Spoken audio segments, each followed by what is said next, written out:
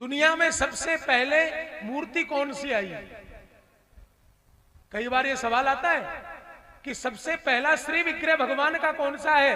वो श्री विग्रह है भगवान श्री रंगनाथ जी का।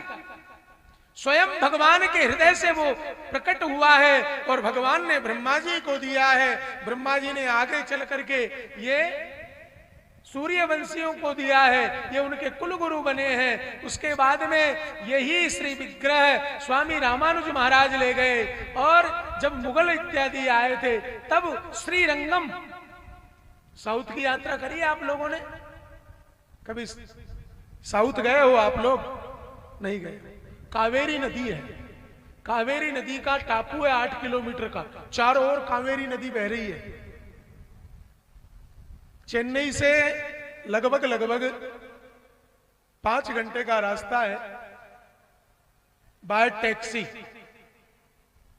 श्रीरंगम का।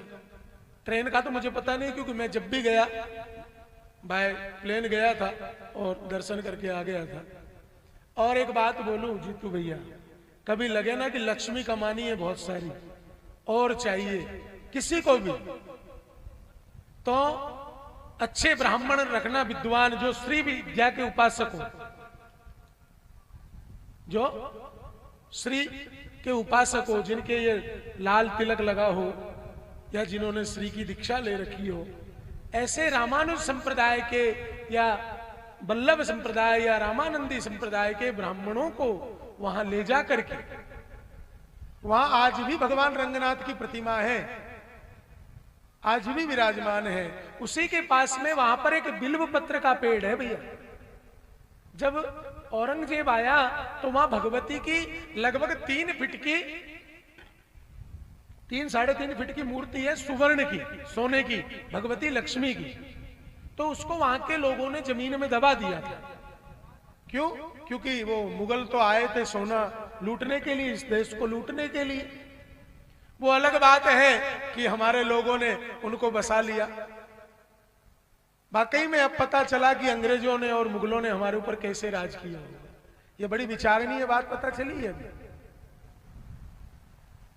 पहले मेरे को पता नहीं था, लेकिन 4 जून को पता चला कि मुगलों ने और अंग्रेजों ने कैसे राज किया।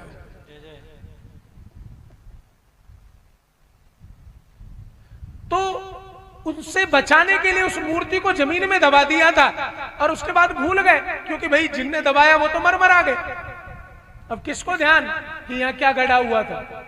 फिर भगवान स्वयं, आकाशवाणी हुई वहां पर और भगवती स्वयं उस बिल्व पत्र वृक्ष के नीचे से मां भगवती लक्ष्मी का प्राकट्य हुआ।